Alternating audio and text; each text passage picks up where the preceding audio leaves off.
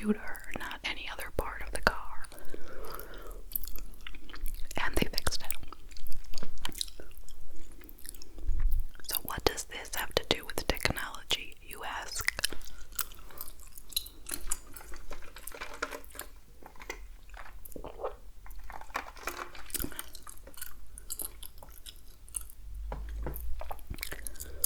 Well, they didn't always have a computer in a car, okay? Which I suppose was good and bad. When I first started driving, people's cars used to break down constantly. There was always broken down cars on the side of the road.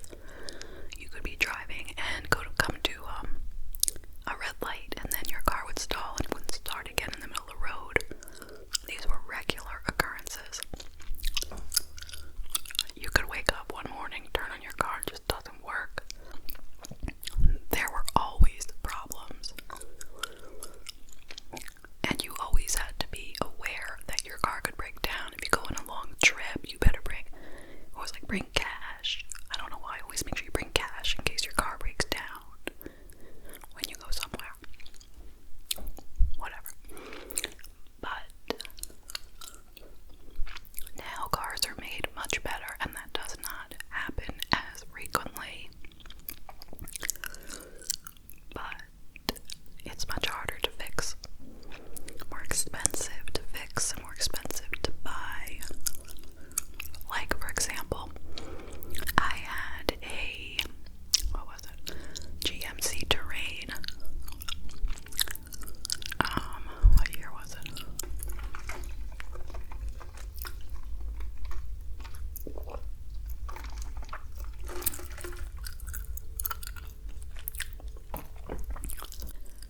Okay, I had, I think, a 2014 GMC Terrain.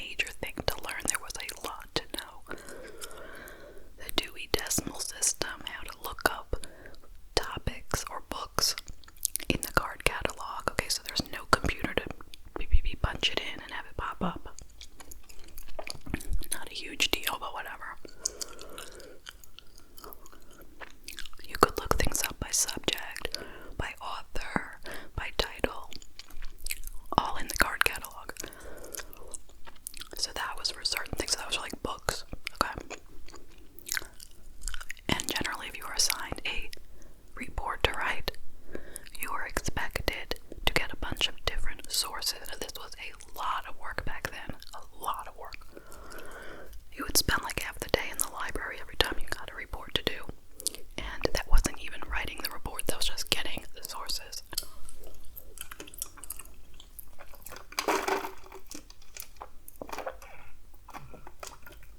I should have poured more soda. One second.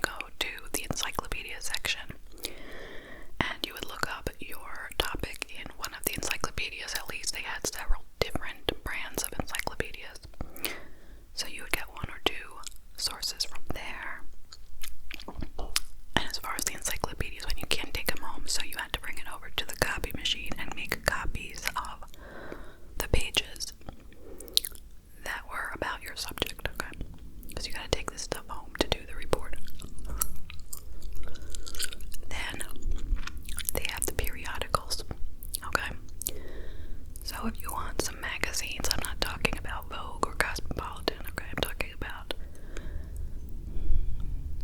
other types of magazines that have more academic subjects in them. You'd use a certain source. I don't even remember what it was called. I really don't. So find your subject, find out what magazines it was in. You'd fill out these request forms. You go to the periodical room, you hand it to somebody, they get your magazines for you. And once again, I don't think you were allowed to take that home either, so you had to photocopy the pages in the magazine. And then some periodicals, they don't have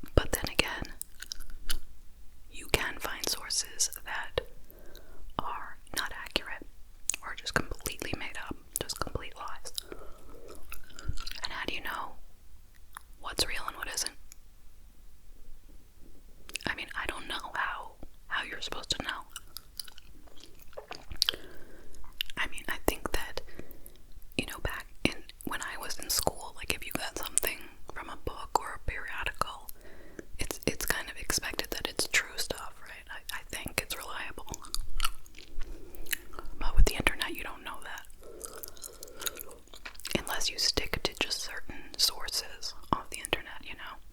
Like, obviously Wikipedia can say anything. Anyone's allowed to go in there and write things in it. So, although it's pretty good for giving you ideas about things, you can get wrong information.